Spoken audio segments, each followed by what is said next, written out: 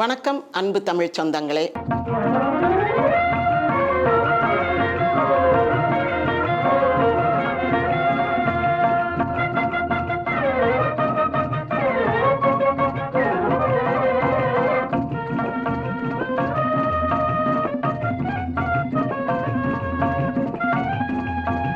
இன்றைக்கு நாம் எம்ஜிஆர் நடித்த மந்திரி குமாரி படம் பற்றி பார்க்க போகின்றோம்.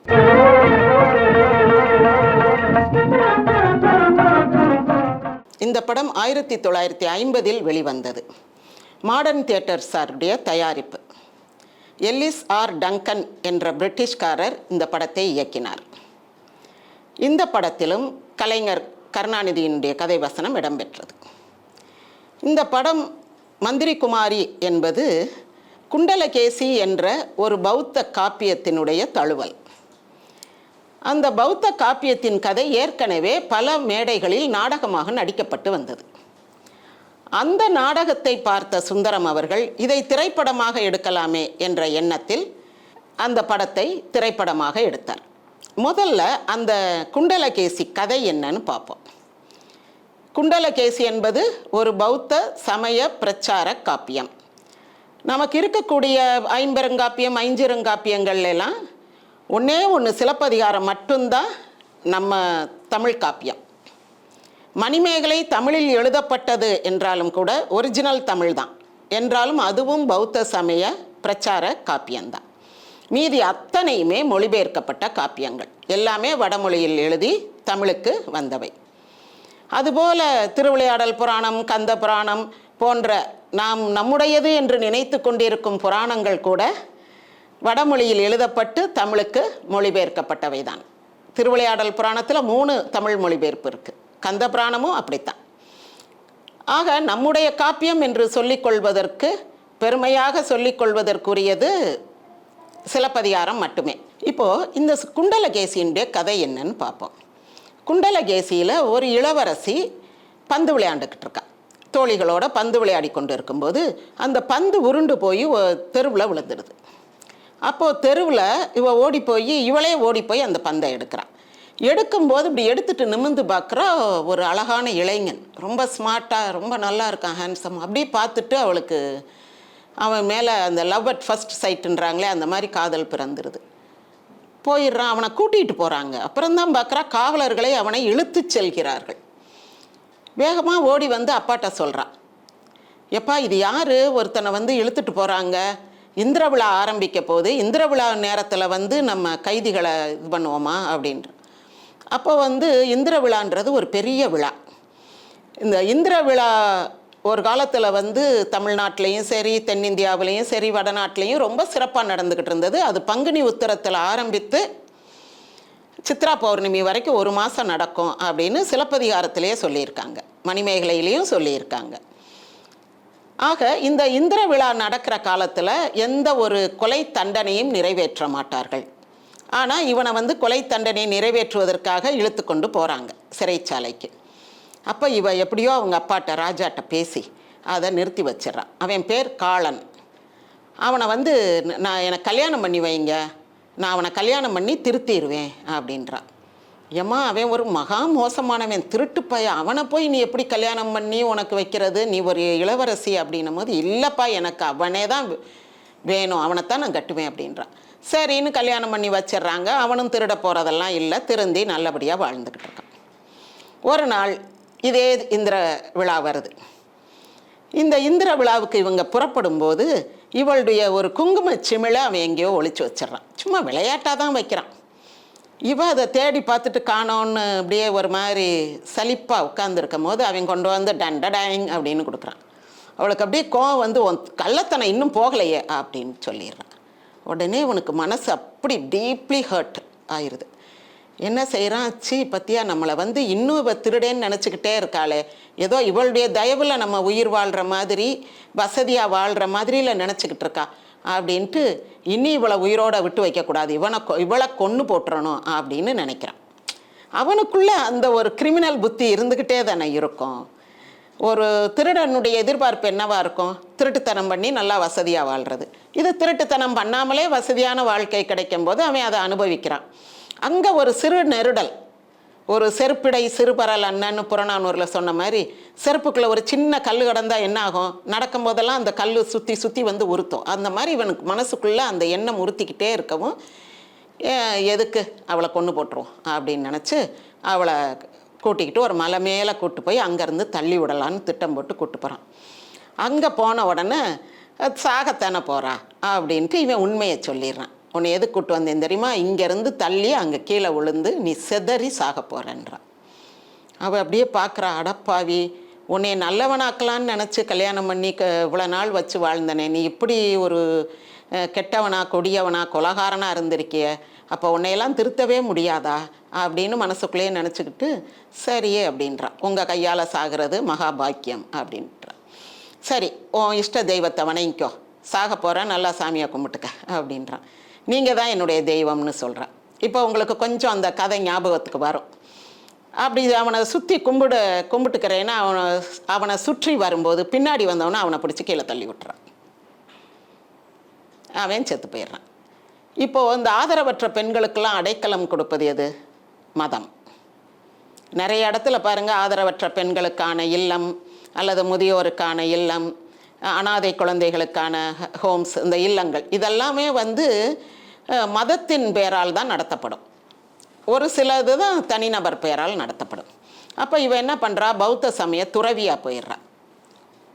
துறவி அப்படித்தானே வாழ முடியும். இனி துறவியாக போய் நல்லா அந்த பௌத்த சமயத்தை பற்றி படித்து நிறைய தர்க்கங்களில் ஈடுபட்டு, இங்கே தான் அவளுடைய ஸ்பெஷாலிட்டி வருது. ஒரு சாதாரண துறவியாக போயிருக்கலாம், அந்த மதத்துக்கு உண்டான தன்னுடைய கான்ட்ரிபியூஷன் ஏதோ அதை கொடுக்குறா, நிறைய தர்க்கங்களில் ஈடுபடுறா. அதனால தான் அவள் பேர் வந்து குண்டலகேசி. குண்டலம்னா காதில் போடுற அந்த ரவுண்டு இது. அந்த மாதிரி அவளுடைய முடி வந்து அப்படியே சுருள் சுருளாக இருக்கும், வட்ட வட்டமாக சுருண்ட முடி உடையவள். கேசை அப்படின்னா தலைமுடி, கேசம்னா தலைமுடி, குண்டலகேசினா சுருள் கூந்தல் உடையவள்னு அர்த்தம். சரி, இந்த கதையை, அதாவது கொலையும் செய்வாள் பத்தினின்றாங்க இல்லையா, அது தூக்கியில் வேற ஒரு கான்செப்டில் பயன்படுத்தியிருப்பாங்க. அவள் வேற ஒருத்த மேலே ஆசைப்பட்டுட்டு கணவனை கொல்ல பார்ப்பா. இங்கே என்னன்னா, இவன் வந்து கெட்டவனாக இருந்து இவளை கொல்ல பார்க்குறான், இவன் முந்திக்கிறான். ரெண்டுக்கும் வித்தியாசம் இருக்குது. இப்போ இந்த கதை கொஞ்சம் வித்தியாசமாக இருக்குது. நம்ம சதி அனுசூயா அப்படின்லாம் எல்லாமே ரிஷி பத்தினிகள் மகா பத்தினிகள்னு நம்ம கதை படிச்சுக்கிட்டு நாடகங்கள் சினிமாலாம் இப்போ வந்துக்கிட்டு இருக்கிற காலம். இந்த தருணத்தில், இந்த காலகட்டத்தில் ஒரு பெண், ஒரு மனைவி கணவனை கொலை செய்தாள் அப்படின்றதுனா கொஞ்சம் வித்தியாசமாக இருக்கும், ஆட்கள் பார்க்க வருவாங்கன்னு அதை வந்து நாடகமாக எடுக்கிறாங்க. அப்போ கருணாநிதி அதுக்கு கதை வசனம் எழுதும் போது, நாடகத்துக்கு கதை வசனம் எழுதும் போது என்ன பண்ணுறாரு, அதில் இந்த ஒரு பெண்ணோட இன்னொரு பெண்ணையும் சேர்த்துக்கிறாங்க. இந்த திருடன் இருக்கிறான்ல ஹஸ்பண்டு, இவனுக்கு வந்து ஒரு பெரிய ஸ்ட்ராங் கேரக்டரைசேஷன் கொடுக்குறாங்க. அதாவது களவு என்பது ஒரு கலை. கொக்கு மீனை பிடிக்காமல் இருந்தால், பாம்பு தவளையை தின்னாமல் இருந்தால், நானும் திருடாமல் இருப்பேன், களவு செய்யாமல் இருப்பேன், களவு ஒரு கலையப்பா, கலை அப்படின்னு இந்த படத்தில் அந்த திருடன் பேசுவான், ஒரு வசனம் பேசுவான். கலைஞர் அப்போவே எழுதியிருப்பார், களவாங்கிறது ஒரு கலை, அதுக்கு ஒரு திறமை வேணும், அது எல்லாராலையும் முடியாது, அந்த மாதிரியெல்லாம் அவர் அப்போவே அந்த வசனத்தை வந்து அவன் மூலமாக அதை ஜஸ்டிஃபை பண்ணியிருப்பார். சரி, இப்போ வந்து நாடக கதை அல்லது சினிமா கதை என்னன்னு பார்ப்போம். இது ஒரிஜினல் கதை. சினிமாவில் என்ன கதைனா, ஒரு ராஜா, ராஜா மகள் ராஜகுமாரி, ஒரு மந்திரி, மந்திரி மகள் மந்திரி குமாரி. சரியா? ராஜகுமாரி வந்து ஜி சவுந்தலா, மந்திரி குமாரி வந்து மாதுரி தேவி. ராஜகுமாரி மந்திரி குமாரி 2 பேர். அடுத்து ஒரு ராஜகுரு, இதுதான் மெயின். இந்த மந்திரி குமாரி படத்தில் வந்து இந்த ராஜகுருவோடைய கேரக்டர் தான் மெயின். அது வந்து ஒரு பெரிய பார்ப்பனிய ஆதிக்கத்தினுடைய ஒரு கேரக்டராக, மவுத் பீஸாக அது வரும். அந்த ராஜகுருவுக்கு ஒரு மகன், அவன் ஒரு பொல்லா திருடன். அவன் திருட்டை வந்து ரொம்ப ரசித்து செய்கிறவன், பார்ன் கிரிமினல்னு வாங்கல, அந்த மாதிரி அவன் வந்து ஒரு பார்ன் தீஃப், பார்ன் டேக்காய்ட் அப்படி சொல்லலாம், கூட்டமாக போய் கொள்ளையடிக்கிறவன். ஆக இந்த 3 இது இருக்காங்க, ராஜா, ராஜகுமாரி, மந்திரி, மந்திரி குமாரி, ராஜகுருவும் ராஜகுருவுக்கு ஒரு மகனும். இப்போ என்ன ஆகுது, கதை எப்படி ஆரம்பிக்குதுன்னா, இந்த ராஜகுருவுடைய மகன் ராஜகுமாரி மேலே ஆசைப்படுவான். எதுக்கு? ராஜகுமாரியை கல்யாணம் பண்ணிட்டா நம்ம ராஜபோகமாக வாழலாம். இவ்வளோதான், ரொம்ப சிம்பிள். ஒரு பணக்கார பிள்ளையை கல்யாணம் பண்ணால் நம்மளும் பணக்காரனாக இருக்கலாம். அந்த இது ஃபார்முலா அப்போவே ஆரம்பிச்சிட்டு. ஆனால் இது வடநாட்டு கதை, நம்ம ஊர் கதை கிடையாது, அதை ஞாபகம் வச்சுக்கோங்க. இப்போது ராஜகுமாரிக்கு தூது விட்டு தன்னுடைய காதலை சக்ஸஸ் ஆக்கணும்னு நினைக்கும் போது பை மிஸ்டேக் என்ன ஆயிரும்னா மந்திரி குமாரிக்கு போயிடும். மந்திரி குமாரி இவனை வந்து சரி நம்ம காதலிக்கிறவனை நாமும் காதலிப்போம்னு காதலிக்க ஆரம்பிச்சிருவான். காதலித்த காரணத்தினால இவன் வந்து மந்திரி குமாரி மேலே தான் ஆசைப்படுறான்றது வெளியில் தெரிஞ்சனால மந்திரி குமாரிக்கு அவனை கல்யாணம் பண்ணி வச்சுருவாங்க. இப்போ அந்த எஸ்.ஏ. நடராஜனை அவர் தான் நடிச்சிருப்பார் அந்த கேரக்டரில். திருடன், அந்த திருடன் மந்திரி குமாரியை திருமணம் செய்து கொள்கிறான் சந்தர்ப்பவசத்தால். அவன் விட்ட அம்பு ராஜகுமாரிக்கு, அது போய் விழுந்தது மந்திரி குமாரிட்ட. ஆனால் அவனுக்கு மனசில் வந்து திருப்தி இல்லை. இவ்வளோ கல்யாணம் பண்ணி என்ன பண்ண, இது ஒரு வேஸ்ட்டு தண்டம் அப்படின்னு நினச்சிக்கிட்டு இருக்கான். வேறு வழி இல்லை, வெளியில் ஒன்றும் சொல்ல முடியாது. ராஜகுமாரி வந்து தளபதி எம்ஜிஆர் காதலிப்பான், மோகன் அவர் பேர், அதில் காதலிப்பான். இப்படி இருக்கும்போது இவன் என்ன பண்ணுவான், அந்த திருடன் நைட் ஆன உடனே மனைவியை ரொம்ப அன்பாக பேசி தூங்கு தூங்கு தூங்கு சீக்கிரம் தூங்கு அப்படின்னு கூட்டிகிட்டு வந்து தூங்க வச்சுட்டு இவன் கிளம்பி முகமூடியெல்லாம் மாட்டிக்கிட்டு திருட போயிடுவான், கொள்ளையடிக்க போயிடுவான். அந்த ஆறலை கள்வர்னோம்ல வழிப்பறி கொள்ளைக்காரர்கள் ஒரு பெரிய கேங் வச்சுருப்பான், காட்டுக்குள்ளே இருப்பாங்க, அவங்களோட போய் கொள்ளையடிக்க அப்படி போயிடுவான். ஒரு நாள் இவ பின்னாடியே போய் பார்த்துருவான். இவளும் அந்த முகமூடியெல்லாம் போட்டுட்டு, இவள் மந்திரி குமாரி தானே, நிறைய வாழ் பயிற்சி எல்லாம் இவளுக்கு இது தெரியும், சண்டை பயிற்சி எல்லாம் பெற்றவள். போய் பார்த்து அவள் வந்து அதை கண்டுபிடிப்பான். இவன் திருடேன்னு திரும்பவும் சொல்லுவாள், கேட்க மாட்டான். இவன் ஊருக்குள்ளே ரொம்ப கொள்ளையடிக்கிறாங்க, திருடுறாங்க, படமே அப்படித்தான் ஆரம்பிக்கும். மக்கள் வந்து முறையிடுற மாதிரியும் உடனே ராஜா தளபதியை பார்த்து எம்ஜிஆரை பார்த்து நீ வந்து கொள்ளையர்களை பிடிக்கணும் அப்படின்ற மாதிரி தான் கதை ஆரம்பிக்கும். இப்போ மோகன் போய் தளபதி போய் கொள்ளையர்களை பிடிக்கணும். அப்படி போய்கிட்டு இருக்க, அப்படி இருக்கிற ஒரு வேளையில் எம்ஜிஆரை வந்து நாடு கடத்திடுவாங்க. எம்ஜிஆருக்கு தான் தளபதிக்கு திருடர்களோட தொடர்பு இருக்குது, அந்த மாதிரி எம்ஜிஆர் மேலே ஒரு பழி விழுந்துரும், நாடு கடத்துவாங்க. நீ இந்த ஊருக்குள்ளே வரக்கூடாது அப்படின்னு சொல்லும்போது ராஜா உத்தரவு போட்டுருவார். எதனாலனா இந்த ராஜகுருட்ட போய் மகேஷ் சொல்லுவான், எப்பா இந்த தளபதியை வந்து என்னை பிடிக்க ஏற்பாடு பண்ணியிருக்காங்க, கட்டளையிட்டிருக்காங்க, அவன் வந்து காட்டுக்குள்ளே இங்கேயும் அங்கேயும் தெரிஞ்சா என்னால் வந்து சுதந்திரமாக கொள்ளையடிக்க முடியாது, அவனை முதல்ல வந்து நாடு கடத்தி எங்கேயாவது இந்த நாட்டை விட்டு அனுப்புனாதான் நான் வந்து சுதந்திரமாக இருக்க முடியுன்றனால ராஜகுரு எப்போ பார்த்தாலும் இந்த நாடு அழிஞ்சு போட்டு அந்த பராசக்தி காப்பாற்றுவாள், நான் ஒரு யாகம் வளர்த்தா எல்லாம் நல்லது நடக்கும், இப்படியே ஒரு தீமையான கெடுமதியாளன், ஒரு கெட்ட புத்தி தான் சொல்வானே தவிர அவன் அந்த ராஜகுரு நல்ல புத்தியே சொல்ல மாட்டாப்புல. அப்படிப்பட்ட ஒரு ராஜகுரு வந்து அநியாயமாக தளபதி மேலே குற்றம் சுமத்தி இப்போ தளபதியை வெளியேற்றிட்டாங்க. தளபதி போகும்போது ராஜகுமாரியும் என்ன பண்ணிடுவா, தன் காதலனோடு நாட்டை விட்டு வெளியேறி விடுவாள். இது வந்து இந்த திருடன் எதிர்பார்க்காதது. அவன் எப்படியாவது ராஜகுமாரியை கல்யாணம் பண்ணணும்னு நினச்சிக்கிட்டு இருக்கான். இவங்க 2 பேரும் போயிடுவாங்க. இவங்க 2 பேரும் அப்படி காட்டு வழியாக போய்கிட்டு இருக்கும்போது அங்கே இந்த கொள்ளையர் கூட்டம் வந்து இவளை மட்டும் ராஜகுமாரியை மட்டும் தூக்கி கொண்டு வந்து கள்ளர் குகையில் வச்சுக்கிடுவாங்க. அப்படி கள்ளர் குகையில் வைக்கும்போது இந்த திருடனுடைய மனைவி நைட் அவனை பின்னாடியே போய் வேவு பார்ப்பாள்ல, இவளும் முகமூடியெல்லாம் போட்டுட்டு குதிரையில் போய் அந்த கள்ளர் குகைக்குள்ளே போய் இந்த ராஜகுமாரியை காப்பாற்றி கொண்டு வந்துடுவாள். இவங்க 2 பேரும் ரொம்ப நெருங்கிய தோழிமார். அந்த தன்னுடைய தோழியை காப்பாற்றி கொண்டு வந்து அரண்மனைக்குள்ளே ஒளிச்சு வச்சிருவாள், யாருக்கும் தெரியாமல். ஏன்னா அவள் தான் நாடு கடத்தப்பட்டவனோடு ஓடினாள் அப்படின்னா இவளையும் அந்த ஊரை விட்டு விலக்கி வச்சுருவாங்க. அதனால யாருக்கும் தெரியாமல் அவளை ஒளிச்சு வச்சுருப்பாள். இப்போ எம்ஜிஆருக்கு வந்து தெரியும் அரண்மனைக்கு கூட்டிகிட்டு போயிட்டான்னு. எம்ஜிஆர் தேடி வருவார்.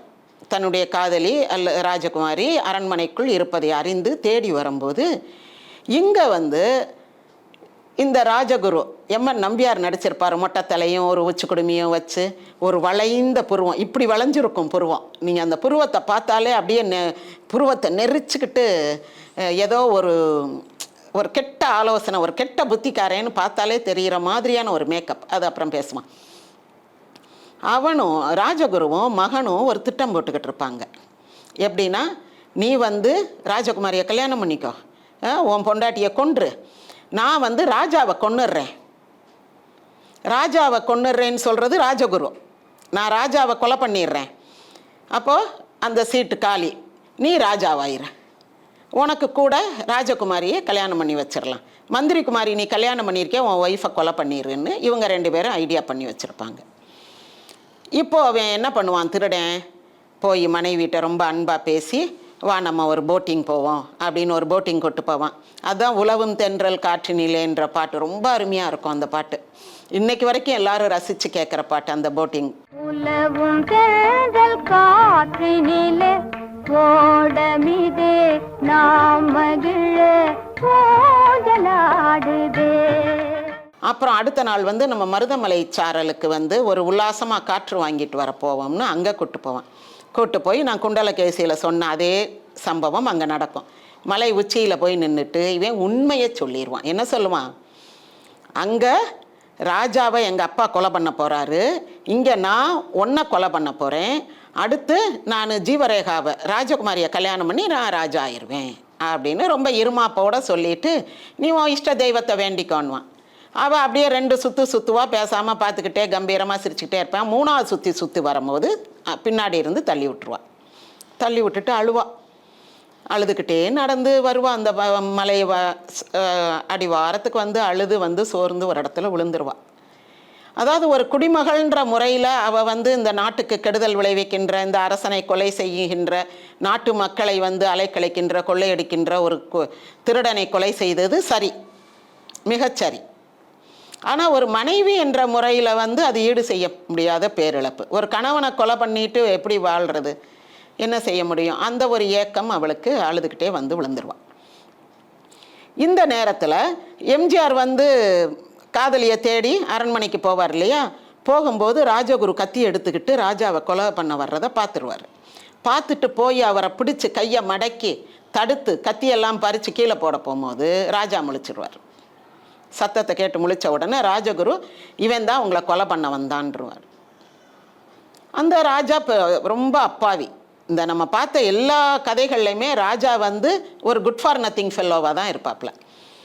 அப்போ அந்த ராஜா என்ன பண்ணுறாரு, சரின்னு நீதிமன்றம் நியாய சபை எல்லாம் கூடிரும். எம்ஜிஆரை கூண்டில் ஏற்றிடுவாங்க. ஏற்றிட்டு இவன் தான் கொலைகாரன்னு, இல்லை ராஜகுரு தான் கொலை செய்ய வந்தார் அப்படின்னு சொன்னால் ஏழை சொல்ல அம்பலம் ஏறுமா? என்ன சாட்சினா, சாட்சி வச்சுக்கிட்டா ஒரு கொலைகாரன் கொல்ல வருவான்? யாருமே சாட்சி கிடையாது. இந்த நேரத்தில் அந்த மயங்கி கிடந்த மந்திரி குமாரி தெளிஞ்சு எந்திரிச்சு அரண்மனைக்கு வந்துடுவாள்.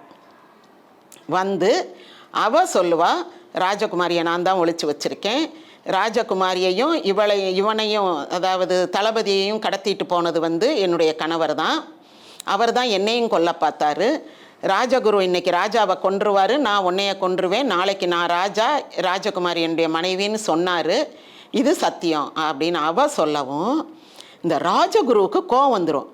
அடி சண்டாளி, என் மகனை கொன்னுட்டியா அப்படின்னு கத்தியை விட்டு எரிஞ்சு அவளை கொலை பண்ணிடுவார்.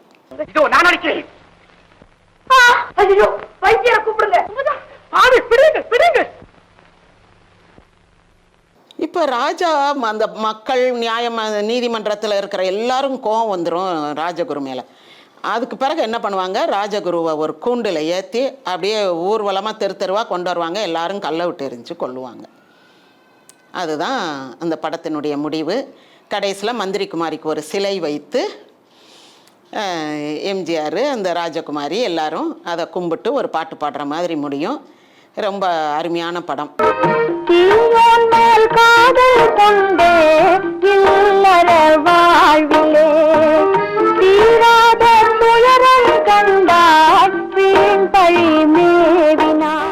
எல்லாருமே ரொம்ப வியந்து, இப்படிப்பட்டவனை வந்து கொலை செய்கிறது தப்பு இல்லை, சரிதான் அப்படின்னு பெண்களே ஏற்றுக்கொள்ளக்கூடிய அளவுக்கு அவள் பக்கம் நியாயங்களை அடுக்கி அவன் பக்கம் வந்து ரொம்ப அநியாயத்தை, இவன் ரொம்ப மோசமானவன், இவனெல்லாம் திருத்தவே முடியாது வாழ்க்கையில் அப்படின்ற மாதிரி. ஏன் திருத்த முடியாதுன்னா, எப்பா இந்த களவு செய்வதை விட்டு விடப்பான்னு அவங்க அப்பா கேட்பார் மகன்கிட்ட. இல்லையப்பா, களவு ஒரு கலை அப்படின்வான். அதை ஒரு கலைன்னு நினச்சி அப்படி ஒரு இன்ட்ரெஸ்டோட ஒரு ஆர்வத்தோடு செய்கிறவனை தடுத்து நிறுத்த முடியுமா? அந்த காலன் கதையில் வந்த மாதிரி அவனை எவ்வளோதான் அரண்மனை வாழ்க்கை கொடுத்து ராஜபோகமாக அரசபோகமாக வாழ வச்சாலும் கூட என்றாவது ஒரு நாள் அவனுக்குள்ளே இருக்கிற அந்த துர்புத்தியானது வெளியே வரத்தான் செய்யும். சரி, இந்த கதை போக இந்த படத்தில் இன்னும் 2-3 விஷயங்கள் பார்ப்போம். இந்த காஸ்டியூம் இருக்கு இல்லையா, காஸ்டியூம் பார்த்தா இந்த பெண்கள் எல்லாருமே வடநாட்டு பெண்கள் மாதிரி தலையில் ஒரு லைட்டாக ஒரு சல்லா துணி, அதாவது ஒரு டிரான்ஸ்பரண்ட் கிளாத்தில் வந்து சாதாரணப்பட்ட பெண்கள் கூட சேலையை தலையில் சுற்றி இருக்கிறது, அந்த வடநாட்டு பாணியிலே படம் எடுக்கிறது. இப்போ இந்த ஹிந்தி படத்தை பார்த்து ஷார்ட்ஸ் எல்லாம் போடுறாங்கல்ல பெண்கள், குட்டி குட்டி ட்ரெஸ்ஸாக, அந்த மாதிரி வந்து தலையில் வந்து முக்காடு போட்ட மாதிரி போட்டிருப்பாங்க சாதாரண பெண்கள். இந்த ராஜகுமாரி மந்திரி குமாரி எல்லாம் ஒரு லாங் கவுன் மாதிரி வெஸ்டர்ன் சைடில் போடுவாங்க இல்லையா, வெஸ்டர்ன் ட்ரெஸ்ஸு, அந்த மாதிரி ஒரு பெரிய கவுன் போட்டு ப்ரூச் எல்லாம் குத்தி இந்த பெரிய கல் வச்ச நகைகள் போட்டு தலைமுடியை விரிச்சு விட்டு பாப் பண்ண மாதிரி இருக்கும். அந்த மாதிரி ஒரு ஹேர் ஸ்டைல் அப்போ பண்ணுவாங்க. அந்த மாதிரி ஒரு வெஸ்டர்ன் ஸ்டைலில் இருப்பாங்க ராணிமார், அரண்மனை பெண்கள் எல்லாம். இப்படி ஒரு காஸ்டியூம். அப்புறம் ஆண்களுக்கு எம்ஜிஆர், ராஜா, அந்த திருடன் எல்லாருக்கும் ஒரு ஃப்ரில் வச்ச ஃப்ராக் மாதிரி, இந்த ப்ளீட்டட் ஃப்ராக் மாதிரி ஒரு மேலாடை. அப்புறம் காலுக்கு வந்து அதை சுருமால்னு சொல்லுவாங்க, ஒரு டைட் ட்ரெஸ். இப்போ அந்த லெக்கிங்ஸ் போடுறாங்கள்ல, அந்த மாதிரி அந்த காலத்தில் ஆண்கள் போடுவாங்க. இப்போ கூட நீங்கள் இந்த சித்திரை திருவிழாவுக்கு வந்தால் தண்ணி பீச்சுறவங்க, திரியாடுறவங்கெல்லாம் பார்த்தா அந்த சுருமால்னு சொல்லுவாங்க, அந்த மாதிரி ஒரு டைட் லெக்கிங்ஸ் போட்டிருப்பாங்க. இந்த ட்ரெஸ்ஸு தான் ஆண்களுக்குரிய ட்ரெஸ்ஸாக இருக்கும். இந்த படத்தில் இன்னொரு விசேஷ அம்சம் என்னன்னா டான்ஸ். விதவிதமான டான்ஸ் இருக்கும், நிறைய 15 பாட்டு. அதில் லலிதா பத்மினி ஆடுற டான்ஸ் வந்து ஒரு ஜிப்சி டான்ஸ் மாதிரி, ஒரு காட்டுவாசிகள் மத்தியில் ஆடுற ஒரு டான்ஸ்.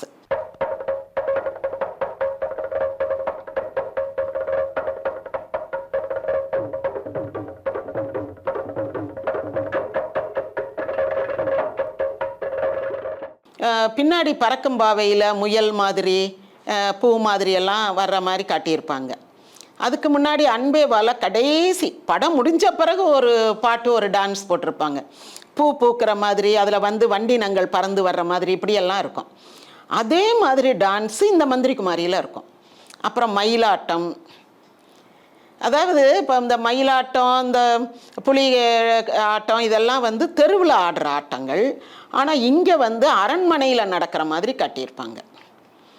இப்போ இந்த கலைகளையே எப்படி பிரிப்பாங்கன்னா பொதுவியல், வேத்தியல்னு 2ஆக பிரிப்பாங்க. வேத்தியல்னா வேந்தன் முன்னாடி ஆடக்கூடிய கலை, அது ஒரு ஆள் ஆட விட்டு ஒரு 10 பேர், 50 பேர், 100 பேர் உட்காந்து ரசிக்கிறது, அது ஒன்று. இது என்னன்னா பொதுவியல்னா பொதுவில் யார் வேணாலும் ஆடலாம். சாமியாடிகள் ஆடுவாங்க, மற்றவங்க வந்து ஒரு 4 பேர் ஒரு கூத்து கட்டுவாங்க. அப்போ கூத்து கட்டும் போது கீழே இருக்கிற ஆளை பார்த்து பேசுவாங்க, கீழே இருக்கிறவன் ஏதாவது பதில் சொல்லுவான். இந்த மாதிரி ஒரு ஆடியன்ஸ் அண்ட் ஆர்டிஸ்ட் இன்டராக்ஷன்லாம் கூட இருக்கும். அப்புறம் கூட்டாட்டு பாடல்ன்ற மாதிரி இப்போ இந்த கும்மியெல்லாம் அடிக்கிறாங்கல்ல, வள்ளி கும்மின்னு, அந்த மாதிரி ஊராட்கள் எல்லாரும் சேர்ந்து பங்கேற்கிற நிகழ்ச்சி, இதெல்லாம் வந்து பொதுவியல்னு சொல்லும். இந்த பொதுவியல் அம்சமுடைய ஆட்டங்களை வந்து வேத்தியல் அம்சமுடையதாக காட்டுவாங்க இந்த படத்தில். இப்படி டான்ஸு. இதுக்கு முன்னாடி நம்ம அந்த மருதநாட்டு இளவரசியில் சொன்னோம்ல, இந்த மாடு பிடிக்கிற மாதிரி ஒரு டான்ஸு. இந்த எம்ஜிஆர் வந்து அவர் படத்தில் வித்தியாசமான டான்ஸஸ்லாம் வைப்பார். அதுதான் பின்னாடி அவர் 67க்கு பிறகு அவருடைய படங்களில் பார்த்தா ஒவ்வொரு பாட்டும் யுனிக்காக இருக்கும். ஒரு பாட்டு மாதிரி இன்னொரு பாட்டு இருக்காது. ரொம்ப தனித்தன்மையோட வித்தியாசமான காஸ்டியூமு, வித்தியாசமான செட்டிங்ஸு, ஒவ்வொரு டான்ஸும் ஒவ்வொரு பாட்டும் பேசப்படுற மாதிரி இருக்கும். அது இதுலேயே ஆரம்பிச்சிடும். நல்ல விதவிதமான டான்ஸஸ் இருக்கும். அப்புறம் இந்த பெரிய பிரச்சனை என்னென்னா, இந்த படத்தில் எம்ஜிஆர் நடிக்கும் போது வசனமெல்லாம் ஒன்றும் ரொம்ப பிரமாதமாக சொல்கிறதுக்கு இல்லை. அந்த காலகட்டத்தில் அது பிரமாதமான வசனம் என்னென்னா, பார்ப்பனிய கொடுமையை எதிர்த்து கலைஞர் வந்து எழுதியிருப்பார். அதுக்கான கேரக்டர் தான் அந்த ராஜகுரு. அதெல்லாம் இவங்க கிரியேட் பண்ண கேரக்டர் தான், ஒரிஜினல் ஸ்டோரியில் இல்லை. அந்த காலகட்டத்தில் இந்த எது எடுத்தாலும் உன் தலையெழுத்து. இப்போ இந்த அவர் மகாவிஷ்ணுவை அவர் பேசினார்ல, ஊனமுற்றோராக பிறப்பது உன்னுடைய தலையெழுத்துன்னு, அந்த மாதிரி அப்பவும் சொல்லுவாங்க. ஒரு கைகால் இழந்தவனோ அல்லது ஒரு தொழுநோயாளியோ அவன் முகத்தில் பார்த்தா தரித்திரம், போகிற காரியம் விளங்காது, அவனுக்கு ஐயோன்னு சொன்னால் 6 மாத பாவம் நம்மளை பிடிச்சிக்கிறோம். ஏன்னா அவன் வந்து பாவம் செஞ்சதனுடைய விளைவு இப்படி பறந்துருக்கான், அவனுக்கு நம்ம இறக்கப்படக்கூடாது, அப்போ அவன் பாவம் நமக்கு வந்துடும். இப்படியெல்லாம் நான் ஒரு 6-7 வயசில் இருக்கும் போது சொல்லி கேட்டிருக்கேன். திமுக ஆட்சிக்கு வந்த பிறகு தான் இந்த விதி உன் தலையெழுத்துன்னு சொல்கிற வார்த்தை மாறுச்சு. அது வரைக்கும் எதுனாலும் ஏழையாக இருக்கிறது உன் தலையெழுத்து அப்படின்ருவாங்க. அப்போ ஏழை வந்து பணக்காரன் ஆகவே முடியாதா, அது எப்படி முடியும் அப்படின்ற ஒரு கேள்விக்குறியோட ஏழை ஏழையாகவே இருக்கணும், பணக்காரன் இந்த poor becomes poorer and rich becomes ரிச்சர்னாங்கள். இப்படி தான் இருந்தது. 67 அண்ணா ஆட்சிக்கு வந்த பிறகு தான் அதெல்லாம் மாறிச்சு. அதுக்கு உறுதுணையாக இருந்தது எம்ஜிஆர் படங்கள். எம்ஜிஆர் படங்களில் வந்து உழைச்சா முன்னேறலாம், உழைப்பே உயர்வு தரும், அதனால் உன் தலையெழுத்துன்னு நீ நினச்சி சோர்ந்து போகாத, கடுமையாக உழைத்தால் அல்லது இயல்பாக உன்னால் முடிகிற எவ்வளோ முடியுதோ அவ்வளவுக்கு உன்னுடைய உழைப்பை நியாயமாக செலுத்து, நீ முன்னேறலாம்னு சொன்னார். அது வந்து மக்களுக்கு ஒரு நம்பிக்கை ஊட்டியது. உனக்கு வந்து உன்னை காப்பாற்ற ஆள் இருக்காங்க, யாருமே இல்லாத அனாதைகள் ஏழைகள் கிடையாது, உங்களை வந்து அநாத ரட்சகன் ஆபத் பாந்தவனா காப்பாற்ற படத்தில் அவர் வருவார். அதே மாதிரி நெஜத்திலையும் அவர் வந்து அந்த சத்துணவு, அந்த தொழிற்கல்வி இதெல்லாம் கொடுத்து ஓரளவுக்கு மக்களை நல்ல அவங்களுடைய லைஃப் ஸ்டைலை உயர்த்திட்டார். இப்போது இந்த படத்தில் அந்த எல்லிஸ் ஆர் டங்கன் இருக்காரு, அவருக்கும் அவருக்கு எம்ஜிஆரை கண்டாலே பிடிக்காது. ஜங்லி வாலான்வார், நான் ஏற்கனவே சொல்லியிருக்கேன், காட்டுவாசி அப்படின்னு. எம்ஜிஆர் வந்து தனியாக மிலிட்ரியில் சேரணும், ஒரு வேலையும் தெரியாதில்ல, அதனால் மிலிட்ரியில் சேருவோம்ட்டு கொஞ்சம் இங்கிலீஷ் படித்தார் ஒரு வாத்தியாரை வச்சு. அதனால் அந்த ஜங்லி வாலான்னு அவர் திட்டி ஒரு தடவை அவர் கத்தி கை வலிக்குது, ரொம்ப நீள கத்தி, அந்த மருதநாட்டு இளவரசியில் ஃபைட் பண்ணும்போது அப்படி அந்த it is not a walking stick அப்படின்றாரு. அப்போ எம்ஜிஆர் வந்து அதுக்கு பதில் இங்கிலீஷ்லேயே சொல்கிறாரு, எனக்கு அது வாக்கிங் ஸ்டிக் இல்லைன்னு தெரியும், நான் நிறையா பேர்கிட்ட வாழ் பயிற்சி படிச்சிருக்கேன், எனக்கு எப்படி ஒரு வாழை பிடிக்கணும், எப்படி ரிலாக்ஸ் பண்ணும் போது அதை வச்சுருக்கணும்னு எனக்கு தெரியும் அப்படின்னு இங்கிலீஷ்லேயே அடித்து விட்றாரு. அது அந்த எல்லிஸ் ஆர் டங்கன் அவருக்கு ரொம்ப கோபம், இவன் என்ன ரொம்ப ஓவராக பண்ணிக்கிட்டு இருக்கான் அப்படின்ற மாதிரி அவருக்கு ஒரு ஃபீல். இந்த படத்தில் நல்லா எம்ஜிஆரை வச்சு செய்துட்டார், பழி வாங்கிட்டார். எப்படின்னா, இந்த ராஜகுமாரியை கூட்டிக்கிட்டு ராஜகுமாரியும் மோகனும் நாட்டை விட்டு வெளியே போன்ட்டாங்க. அப்போ காட்டுக்குள்ளே போய்கிட்டு இருக்கும் போது இந்த திருடை வந்து அவங்கள பிடிப்பான்ல, அந்த கொள்ளையர் கூட்டம் வந்து அவங்கள வளைச்சி பிடிக்கும் இல்லையா, அப்போது இந்த ராஜகுமாரி மயக்கம் போட்டு விழுந்துருவான். அவளை தூக்கி தோளில் போட்டுக்கிட்டு எம்ஜிஆர் அவங்களோட ஒரு வாள் சண்டை, ஒரு சோட் ஃபைட் பண்ணணும். அப்படி பண்ணும்போது இந்த டங்கன் என்ன சொல்கிறாரு, ஒரு க்ளோஸ்அப் வேணும், அதனால் அந்த பாறை மேலே விழுந்துக்கிட்டு நீ ஃபைட் பண்ணுன்றாரு. அந்த காலத்தில் அவுட்டோர் ஷூட் எப்படி எடுப்பாங்க, நல்ல வெயில் இருக்கணும், அப்படின்னா தான் எடுக்க முடியும். அப்படி ஒரு வெயிலில் பாறை எப்படி இருக்கும், காஞ்சு சூடாக இருக்கும். இவர் உடுத்தி இருக்கிறது சில்க் சட்டை, பாறை மேலே அப்படியே மல்லாந்து விழுந்து அந்த பெண்ணை சவுந்தலாவை தோளில் போட்டு இப்படி ஃபைட் பண்ணுறாரு. அப்போ அவருடைய ஃபேஷியல் எக்ஸ்ப்ரெஷன் வேணும். இதில் என்னங்க ஃபேஷியல் எக்ஸ்ப்ரெஷன் தேவைப்படுது, ஃபைட்டுக்கு மூமெண்ட்ஸ் தான் வந்து டைனமிக்காக இருக்கணும். இதில் முகம் என்னத்துக்கு, வீம்புக்கு அப்படின்னு க்ளோஸ்அப் வைக்கணும்னும் போது 2 தடவை 3 தடவை எடுக்கிறாங்க. எடுத்து முடிச்சுட்டு ஓகேன்னு சொன்னால் அந்த சில்க் சட்டை அப்படியே உருகி எம்ஜிஆர் முதுகில் ஒட்டிக்கிறது. ஏன்னா அது சுடு பாறை பாருங்க, அந்த பாறையில் பாறை சூடு, இந்த சட்டை இப்போ நம்ம பாலிஸ்டர்ன்றோம்ல, பாலிஸ்டர் நெருப்பில் போட்டால் அப்படி கரிஞ்சு போயிடும்ல, அந்த மாதிரி அது உருகி எம்ஜிஆர் முதுகில் துணி அப்படியே அங்கங்கே பேட்சாக ஒட்டிக்கிறது. அப்புறம் கூட இருக்க துணை நடிகர்கள்லாம் பார்த்து அவரை பூ போல் கூட்டிகிட்டு வந்து தேங்காய் எண்ணெய் வச்சு தொட்டு வச்சு, அதுக்கு பிறகு அந்த கிழிஞ்ச துணி முதுகில் ஒட்டி இருக்கிற துணியை அப்படியே பிரித்து எடுக்கிறாங்க. அது தோலோடு தானே சேர்ந்து வரும். அதுக்கு பிறகு தேங்காய் எண்ணெய் போட்டு முதுகை வந்து காயத்தை சுகப்படுத்துகிறாங்க. இதை ஒரு காட்சியாக அவர் 1001 வச்சுருப்பார். ஏன்னா அப்போ அவர் மனசில் எவ்வளோ வேதனை இருந்திருக்கும், இந்த டைரக்டர் பாரு நம்மளை இப்படி பாடாப்படுத்துகிறானே அப்படின்ற ஒரு வேதனை. என்ன செய்ய முடியும், அவ்வளோ கஷ்டங்கள்லாம் அனுபவித்து தான் அவர் இந்த ஃபீல்டில் வந்திருக்கார். அவர் பின்னாடி ஏகபோக சக்கரவர்த்தி ஆனாலும் கூட எந்த இடத்துல எதிர்த்து பேசணும், எந்த இடத்துல பணிஞ்சு போகணுன்றதெல்லாம் அவர் அனுபவத்தில் கற்று தேர்ந்து வந்தவர், ஒரு பழுத்த அனுபவசாலி அவர். இதற்கு பிறகு காட்சிகள் மாறுது, படம் வந்து சினிமாவில் அவர் நடிக்கிறாரு. இது 1950. அதற்கு பிறகு 67 திமுக ஆட்சிக்கு வருது, 77 எம்ஜிஆரே ஆட்சிக்கு வந்துட்டாரா. இப்போ எல்லிஸ் ஆர் டங்கன் அங்கேருந்து பிரிட்டன்லேருந்து வர்றாரு. அவர் இங்கே இருக்கும்போது அவருக்கு கொடைக்கானலில் ஒரு பங்களா வாங்கியிருந்தார். அப்போ நிறைய வெள்ளைக்காரங்க அந்த கொடைக்கானல் ஊட்டியில் பங்களா வாங்குவாங்க சம்மருக்கு போய் தங்குறதுக்கு. அப்போது வர்றாரு. வந்தால் முதல்ல அந்த பழைய காலத்தில் அந்த பேப்பர்ஸ், அது என்னது பத்திரம், இதெல்லாம் அவர்கிட்ட வந்து அவ்வளவு சரியாக இல்லை. அப்போ கொடுத்தது தான். அதுக்கு பிறகு அந்த நில வரி சொத்து வரியெல்லாம் கட்டியிருக்கணும்ல, இவர் ஒன்றும் கட்டியிருக்க மாட்டார்ல. இவர் யார் அங்கே குடியமர்த்தினாரோ அல்லது யார் அங்கே வாட்ச்மேனாக இருந்தவங்களோ அவங்க எவ்வளோ தூரம் அதை செய்தாங்கன்னு தெரில. நிறைய அதில் டிஸ்பியூட்லாம் வருது. அப்போது எம்ஜிஆரை பார்த்துருங்க, உங்கள் ஹீரோ தான் இப்போ சிஎம்னு உடனே அவருக்கு ரொம்ப ஆச்சரியம்.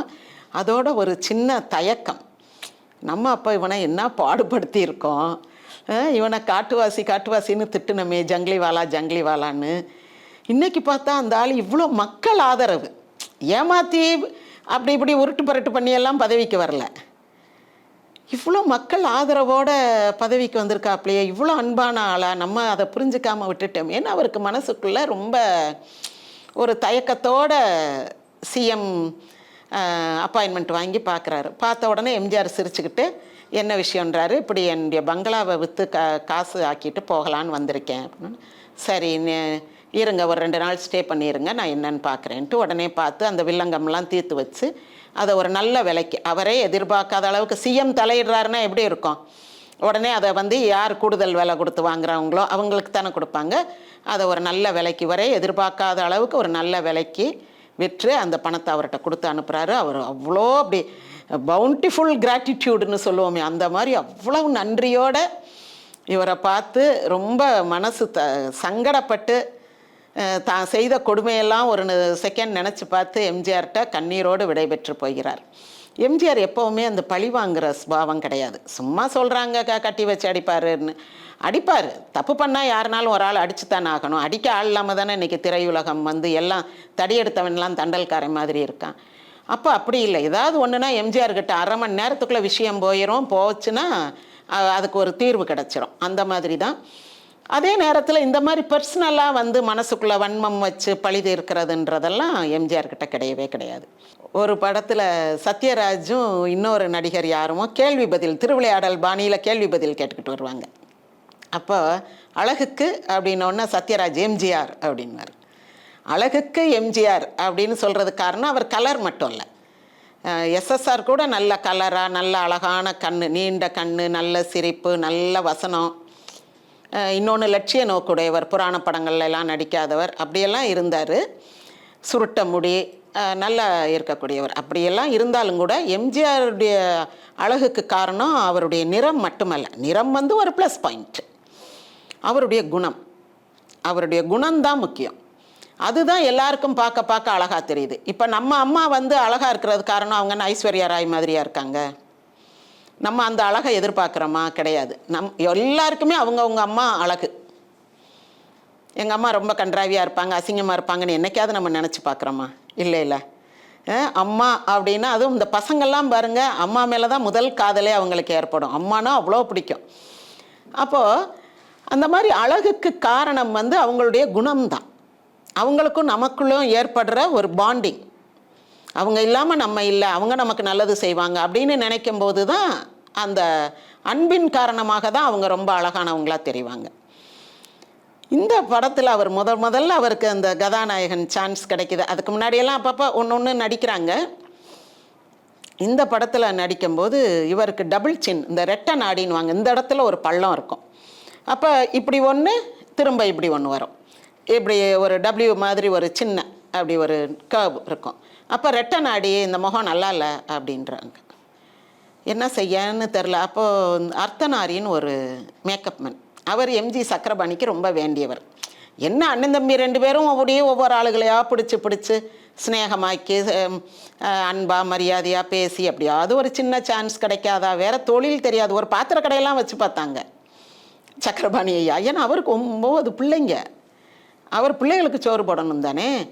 அப்புறம் ஒரு ஹோட்டல் என்னமோ ஒன்று இது பண்ணுறாங்க, என்னென்னவோ செய்கிறாங்க, அதெல்லாம் முடியலை. இது ஒன்று தான் நமக்கு தெரிஞ்ச தொழில். தெரிஞ்ச தொழிலை விட்டவனும் கெட்டான், தெரியாத தொழிலை தொட்டவனும் கெட்டான்னு அந்த காலத்தில் ஒரு பழமொழி சொல்லுவாங்க. அப்போது அவர் அர்த்தநாரிட்ட சொல்லி எப்படியாவது என் தம்பியை மேக்கப் டெஸ்ட் போட்டு உள்ளே தள்ளி விட்டுருங்க, நல்லா மேக்கப் போட்டு அப்படின்னு சொல்லி வச்சுருக்கார். இந்த ரெட்டநாடின்னு சொன்ன உடனே அப்போது அந்த டைரக்டரு, இந்த டங்கன் தான், ரெட்டநாடி இந்த ஃபேஸ் வேண்டாம் அப்படின்னும் போது, இல்லை அந்த இடத்துல ஒரு சின்ன தாடி வச்சு மறைச்சிருவோம், அது தெரியாது அப்படின்னு சொல்லிட்டு ஹீரோவுக்கு தாடியா? எப்போவுமே ஹீரோனா முழுன்னு ஷேவ் பண்ண ஒரு முகம்தான். நீங்கள் தியாகராஜ பாகவதர் எடுத்துக்கங்க, பியு சின்னப்பா, டிஆர் மகாலிங்கம், அப்படி இல்லைன்னா ஒரு சின்ன அரும்பு மீசை, ஒரு பென்சிலில் வரைஞ்ச மாதிரி ஒரு சின்ன மீசை இருக்கும், அவ்வளோதான்.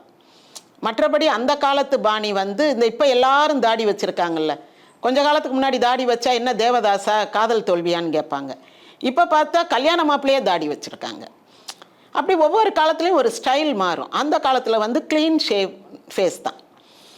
இதில் போய் தாடி வைக்கிறதா, தாடி வச்சா அது கிழவே மாதிரியில் தெரியும்ட்டு எம்ஜிஆருக்கு ரொம்ப கோவம். அந்த மேக்கப் போடும் போது அவர் ஒரு சின்ன தாடி எடுத்து இங்கே ஒட்ட வரும்போது அப்படியே அவரை கையை தள்ளி விட்டுட்டு வெளியே ஓடியாந்துடுறாரு, எனக்கு தாடியெல்லாம் வேணான்ட்டு.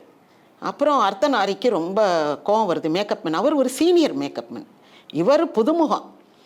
வேகமாக வெளியே வந்து, இந்தாப்பா உனக்கெலாம் நான் மேக்கப் போட மாட்டேன், நீ போ, ஏதோ உங்கள் அண்ணன் வந்து உனக்கு எப்படியாவது உனக்கு மேக்கப் போட்டு நல்லா காட்டி உள்ளே தள்ளி விட்டுருன்னு சொன்னாரேன்றதுக்காக வந்தேன், இல்லைனா நான் அப்படி புதுமுகத்துக்கெலாம் மேக்கப் போடுறதே இல்லை அப்படின்னு. உடனே அண்ணன் பேரை சொன்னவுடனே அவர் அப்படியே யோசிக்கிறார், எங்கள் அண்ணன் என்ன சொன்னாருன்றாரு.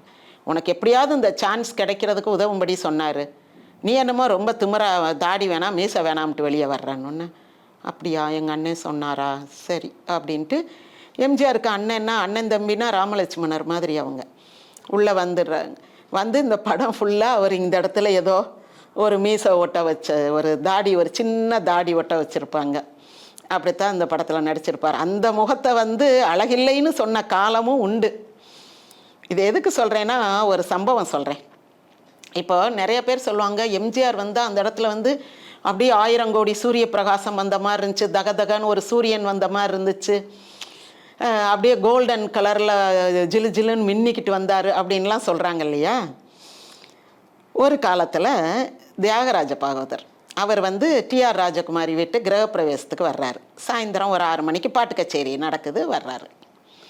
அப்போ எம்ஜிஆரே அதை எழுதுறாரு. எம்ஜிஆரே என்ன சொல்கிறாரு, அது இது ஆடியோவே நான் கேட்டிருக்கேன், நீங்கள் தேடி பார்த்தா யூடியூப்பில் கிடைக்கும். சொல்கிறாரு, அந்த இடம் நான் உட்காந்து பாட்டு கச்சேரி நாங்கள் பாடினாங்க, எல்லோரும் நாங்கள் கேட்டுக்கிட்டு இருந்தோம். டிஆர் ராஜகுமாரி வீடுனா இவங்கெல்லாம் குட்டி குட்டி நடிகர்களாக இருந்தாலும் கூட அந்நேரம் போயிருப்பாங்க. ஏன்னா தியாகராஜ பாகவதர் ஜெயிலுக்கு போன பிறகு தான் எம்ஜிஆர்லாம் பெரிய ஆள் ஆகிறாரு. இவர் வந்து ஜெயிலுக்கு போகிறதுக்கு முன்னாடி நடக்கிற கிரகப்பிரவேசம் இது. அப்போ எம்ஜிஆர்லாம் குட்டி நடிகர் தான், ஒரு சீன் 2 சீன் வர்ற ஆட்கள் தான். அவங்கெல்லாம் போய் உட்காந்துருக்காங்க, பெரிய பெரிய நடிகர்கள் வருவாங்க, பார்ப்போம். நம்ம முகத்தை அவங்கள பார்த்தாங்கன்னா அவங்களுக்கு கொஞ்சம் நம்மளை ஞாபகம் வரும். எங்கேயாவது ஒரு துணை நடிகர் ரோல் வரும்போது இந்த ராமச்சந்திரனை போடுங்க அப்படி சொல்லுவாங்கன்ட்டு ஒரு சான்ஸ் கேட்குற விதமாக தான் உட்காந்து அவங்க யாரோ பாடிக்கிட்டு இருக்காங்க, உட்காந்துருக்காங்க, ஒரு மாதிரி டல்லாக இருக்குது. எம்ஜிஆர் சொல்கிறார், ஏதோ ஒரு இருள் சூழ்ந்தது போலவே இருந்தது அப்படின்றாரு. ஒரு மாதிரி டல்லாக இருக்குது அந்த இடம், அதைத்தான் அவர் அந்த வார்த்தையில் எக்ஸ்ப்ரெஸ் பண்ணுறாரு. திடீர்னு பாகவதர் வந்த உடனே அந்த இடத்துல அப்படியே பெரிய வெளிச்சம் வந்த மாதிரி, ஒரு பெரிய சூரியன் உதிச்ச மாதிரி அப்படி ஜிகு ஜிகு பளபளன்னு ஆயிடுச்சு அந்த இடம். எம்ஜிஆர் சொல்கிறாரு, இதே தான் பின்னாடி எம்ஜிஆருக்கு வருது. ஒரு சும்மா டல்லாக இருக்கும், திடீர்னு எம்ஜிஆர் வந்துட்டாருனோன்னு அப்படி ஒரு கலகலப்பு, ஒரு பரபரப்பு, எல்லாரும் ஆகா ஆகா ஆகான்னு பார்க்க என்ன பார்த்தோம்னே தெரியாது, எம்ஜிஆர் போயிடுவார். அவங்க சொல்கிறாங்க, அப்படியே ஜிகு ஜிகுன்னு வந்தார், ஒரு தங்க கலரில் வந்தார் அப்படின்லாம் சொல்லுவாங்க. ஆக காலம் எப்படி மாறுதுன்னு பாருங்க. அப்போது எம்ஜிஆர் சொல்கிறாரு, இந்த மாதிரி ஒரு காலகட்டம் இருந்தது. அதற்கு பிறகு சில ஆண்டுகள் கழித்து ஒரு கூட்டத்துக்கு, அது பெங்களூரில் நடந்த கூட்டம், ஒரு அங்கே உள்ள ஒரு தமிழர் ஒரு விழா ஏதோ எடுத்திருந்தார், அதுக்கு எம்ஜிஆர் போகிறாரு. ஒரு கிரகப்பிரவேசம் தான் நினைக்கிறேன். மேடையில் பாகவதர் இருக்கார். இப்போது எம்ஜிஆர் வர்றாருனோன்னு கூட்டமெல்லாம் எந்திரிச்சு பின்னாடி பார்க்க அப்படி ஓட எம்ஜிஆர் வர்றாருனோன்னு எல்லா கூட்டமும் வாசலுக்கு ஓடியாரும்போது பாகவதர் மைக்கில் சொல்கிறாரு, பொறுங்க பொறுங்க உட்காருங்க, அவர் இங்கே தான் வர்றாரு, உட்காருங்கன்றாங்க. அவர் சொல்கிறத யார் கேட்பா? எம்ஜிஆரை போய் பார்க்குறது முக்கியமாக, அந்த இடத்துல உட்காந்து அவர் வர்ற வரைக்கும் வெயிட் பண்ணுவாங்களா? யாரும் வெயிட் பண்ண மாட்டாங்க. எம்ஜிஆர் வந்துட்டாருன்னு தெரிஞ்சால் உடனே அந்த சத்தம் கேட்டவுடன் அந்த சத்தத்தை நோக்கி ஆட்டோமேட்டிக்காக அவங்க வந்து அப்படியே ஈர்க்கப்படுவார்கள். அதுதான் ஜனவசியம்னு சொல்கிறது. அப்படியே ஜனங்கள் அவரை நோக்கி போவாங்க. பைப்பர் ஆஃப் ஃபேமிலின்னு படிக்கிறோம்ல, அவன் அந்த பைப் ஊதின உடனே அந்த ஊரில் இருக்க எலியெல்லாம் ஓடியாரும். அப்புறம் கடைசியில் அவன் சின்ன பிள்ளைங்களையெல்லாம் கொண்டு போய் விட்டுருவான் கடலுக்குள்ளே. அந்த மாதிரி ஒரு மாற்றம் ஏற்படுது, கால மாற்றம். எம்ஜிஆர் வந்து ரொம்ப அழகாயிட்டார், ரொம்ப மக்களுடைய ஆதரவு பெற்றவர் ஆயிட்டார். தியாகராஜ பாகவதரை விட்டு மேடையில் விட்டுட்டு எல்லாரும் எம்ஜிஆரை பக்கம் ஓடுறாங்க. இதை எம்ஜிஆர் வந்து ஸ்பீச்சில் சொல்கிறாரு. ஆக இந்த புகழ் என்பது ஒரு மாயை. சினிமா நடிகனுக்கு வந்து இது போகும், கொஞ்ச காலத்துக்கு நமக்கு இருக்கும், அப்புறம் அது போயிடும். அதனால் அவனுடைய திறமை குறைந்து விட்டதுன்னு அர்த்தம் இல்லை. திறமையானவன் தான். பாகவதற்கு அதே திறமை இருந்தது. இதே மாதிரி கேபி கேசவனை வச்சு ஒரு உதாரணம் சொல்வார். அது அந்த படம் மர்மயோகி பேசும்போது பேசுவான். அப்போ என்ன சொல்கிறாரு, இதை நினச்சி நம்ம வந்து இரும்பு உதைதி ஆடாத ஆட்டமும் பாடாத பாட்டும் பாடக்கூடாது, இதெல்லாம் மாறிடும் அப்படின்ற பாடத்தை அவர் அப்போவே படிச்சுக்கிறார். பாகவதற்கு இல்லாத புகழா? அவரையே ஒரு காலத்தில் மக்கள் மதிக்காமல் நம்ம பின்னாடி ஓடியாந்தாங்க. நாளைக்கு நம்மளையும் விட்டுட்டு இன்னொரு ஆள் பின்னாடி ஓட மாட்டாங்கன்னு என்ன இருக்குது? இது மக்களுடைய கலை விருப்பம் வந்து ரசனை. அவங்களுக்கு எம்ஜிஆருமோ பாகவதரோ முக்கியம் இல்லை. அவங்களுடைய இன்ட்ரெஸ்ட்டுக்கு யார் வந்து செரிஷ் பண்ணுறாங்க, யார் கேட்டர் பண்ணுறாங்களோ அந்த பக்கம்தான் அவங்க போவாங்க. அப்படின்ற பாடத்தை அவர் படித்து கொண்டார். அப்படி அழகுன்னு ரசிக்கப்பட்ட எம்ஜிஆர் முகத்தில் அந்த பள்ளம், அந்த ஒரு சின்ன இது இருந்ததில் வந்து இவர் முகம் வந்து சினிமாவுக்கு ஏற்றதில்லைன்னு சொல்லி அப்புறம் நல்ல வேளை அந்த ஒரு குட்டி தாடி வச்சு இவர் படத்துக்குள்ளே வந்தார். அதுக்கு பிறகு இன்றைக்கு வரைக்கும் அவருடைய படங்கள் 76 வருஷமோ என்னமோ ஆயிடுச்சு. 1936 சின்ன ரோல் ஆரம்பித்தார். 47 ராஜகுமாரி, இந்த படம் வந்தது 50. அதிலிருந்து இன்னைக்கு வரைக்கும் தியேட்டர்களில் படம் ஓடிக்கிட்டே இருக்குது. வெள்ளித்திரையில் அவருடைய அழகு முகத்தை கண்டு ரசிக்கும் மக்கள் டிக்கெட் எடுத்து தியேட்டருக்கு போய் தியேட்டருக்கு லாபம் கொடுக்குறாங்க. படத்தில் மந்திரி குமாரியில் கலைஞருடைய வசனங்கள் திமுக பிரச்சாரத்துக்கு மிகவும் உதவியாக இருந்தன. பார்ப்பனிய எதிர்ப்பு, யாகங்களில் எதிர்க்கிறது, மூட நம்பிக்கையை எதிர்க்கிறது, பூஜை போட்டால் எல்லாம் சரியாயிரும்ன்றது, திருடங்களை பிடிச்சிடலான்றது. பூஜை போட்டால் திருடங்களை பிடிக்க முடியுமா? இந்த மாதிரிலாம் ஏதாவது ஒன்று சொல்லுவார். அதற்கெல்லாம் எதிர்ப்பு குரல் வந்து வரும். இந்த மாதிரி அந்த திமுக கொள்கை பிரச்சாரத்துக்கு அவருடைய வசனங்கள் உதவின. இதில் பாடல்கள் நல்ல நல்ல பாட்டாக இருக்கும். நான் உங்களுக்கு ஏற்கனவே சொன்னேன், அந்த உலவும் தென்றல் காற்றினிலே, அப்புறம் வாராய் நீ வாராய் போகும் இடம் வெகு தூரம் இல்லை வாராயின்னு மலை மேலே கூட்டிகிட்டு போய் தள்ளி விடுறதுக்கு போடுற பாட்டு. அப்போ நமக்கு வந்து அதில் உள்ள அந்த டபுள் மீனிங் தெரியும். ஒன்றே இவன் கொலை செய்ய கூட்டிகிட்டு போகிறான், ஆனால் பாடுறத வந்து ஏதோ அழகை ரசிக்க கூட்டிகிட்டு போகிற மாதிரி ஏமாற்றி பாடுறான் பாருங்க அப்படின்னு. இது போக 2 பாட்டு உண்டு, ரொம்ப இன்னைக்கு வரைக்கும் ஹிட்டான பாட்டு. எருமை கண்ணுக்குட்டி, என்ன எருமை கண்ணுக்குட்டின்னு, அதில் வந்து கேள்வி பதில் மாதிரியே அந்த காலகட்டத்தில் இருக்கக்கூடிய அவலங்கள், அதுக்கு உண்டான மாற்று வழி என்ன அப்படின்ற பாட்டு. அதுவும் நல்லா இருக்கும். ஒரு சின்ன பையன் கண்ணுக்குட்டி மேலே உட்காந்து பாட்டு பாடிக்கிட்டு, இந்த நாட்டில் பாரு நல்லவங்களுக்கே காலம் இல்லை அப்படின்னு சோகமாக பாடுற மாதிரி ஒரு பாட்டு. இன்னொரு பாட்டு, அன்னமிட்ட வீட்டிலே கண்ணக்கோல் சாத்தியே எண்ணம் கொண்ட பாவிகள் மண்ணாய் போக நேருமேன்னு ஒரு பாட்டு. இந்த பாட்டு எங்கள் அம்மாலாம் சின்ன வயசில் பாடினேன். எனக்கு சின்ன வயசில் எங்கள் அம்மா பாடி கேட்டிருக்கேன். அன்னமிட்ட வீட்டிலே கண்ணக்கோல், கண்ணக்கோல்னா திருடுறது, இந்த கடப்பாறை சுவரை இடித்து உள்ளே வர்றதுக்கு வச்சிருக்கிறதுக்கு பேர் தான் கண்ணக்கோல், கண்ணமிடுதல்னு பேர். சாத்தியே எண்ணம் கொண்ட பாவிகள் மண்ணாய் போக நேருமே, திருடங்கெல்லாம் நாசமாக போயிடுவாங்க அப்படின்னாங்க. எங்கே நாசமாக போனாங்க? அப்போ இருந்து திருட்டு ஒரு கலையாக வளர்ந்து கொண்டு தான் இருக்குது. கலைஞர் தான் அதில் இந்த களவு ஒரு கலைன்னு அவர் என்னைக்கு வசனம் எழுதினாரோ அது ஒரு தீர்க்க தரிசன நோக்கோடு தான் எழுதியிருக்கார். களவு இன்றும் தொடரத்தான் செய்கிறது. இந்த மாதிரி பாடல்கள் வந்து ரொம்ப விசேஷமாக. இந்த 2 பாட்டும் வந்து பேச்சு தமிழில் இருக்கும். இப்போ அதுக்கு முன்னாடி வரைக்கும் வசனமே நாதா தேவி அப்படி இருந்துச்சு, ஒரு சமஸ்கிருத பாணியில் இருந்துச்சு. அதை வந்து மணிப்பிரவாள நடைனுவோம். மணியும் பவளமும், முத்தும் பவளமும் சேர்த்து இப்போ நகையெல்லாம் செஞ்சு போடுறாங்கல்ல, அந்த மாதிரி தமிழும் வடமொழியும் கலந்து இருக்கும். அப்படி இருந்தது. அதன் பிறகு இப்போ கலைஞர் வந்த பிறகு, அண்ணா வந்த பிறகெல்லாம் வந்து கூடுமானவரை தூய தமிழ் வசனங்கள். இப்போ இதுலேயுமே சில வார்த்தைகள்லாம் உங்களுக்கு வடமொழி வார்த்தைகள்லாம் இருக்கும், நிறைய வடமொழி சொற்கள் இருக்கும். ஏன்னா புரியணும்ல, அது தானே ஒரு குரூப்புக்கு மக்கள் அந்த வார்த்தை தானே கேட்டு பழகியிருக்காங்க, இருக்கும். பட் இருந்தாலுமே நல்ல தமிழ் சொற்கள் நிறையா வரும். அதே மாதிரி இந்த ஏழை மக்களுக்கு போய் நம்மளுடைய செய்தி சேரணுன்றதுக்காக பேச்சு தமிழில் பாட்டு, அது வந்து கேள்வி பதிலாகவே இருக்கும். நாடோடி மன்னனில் வைக்கிறார்ல, காடு விளைஞ்சென்ன மச்சான் நமக்கு கையங்காலம் தானே மிச்சம், காடு விளையட்டும் பொண்ணே நமக்கு காலம் இருக்குது பின்னேன்னு ஒரு நம்பிக்கை விட்டுறாங்க இல்லையா. அதே மாதிரி இதுலேயும் பாடல்கள் வந்து கேள்வி பதில் பாணியில் வரும். மக்களுக்கு வந்து ஈஸியாக ரீச் ஆகும். இது வந்து திமுக கொள்கை பிரச்சார படம்னே சொல்லலாம்.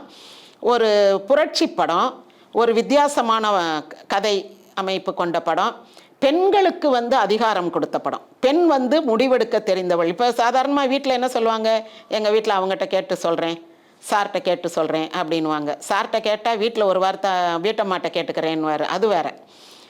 ஆனால் அப்படி இல்லாமல் ஹஸ்பண்டு வந்து கெட்டவன், இவன் இந்த நாட்டுக்கு கெடுதல் செய்ய வந்திருக்கான், இவனை வந்து கொலை பண்ணுறதை விட்டால் வேறு வழியே கிடையாதுன்ற ஒரு முடிவெடுக்க தெரிந்த ஒரு சுய சார்புடைய பெண்ணாக அந்த பெண்ணை காட்டியிருப்பாங்க.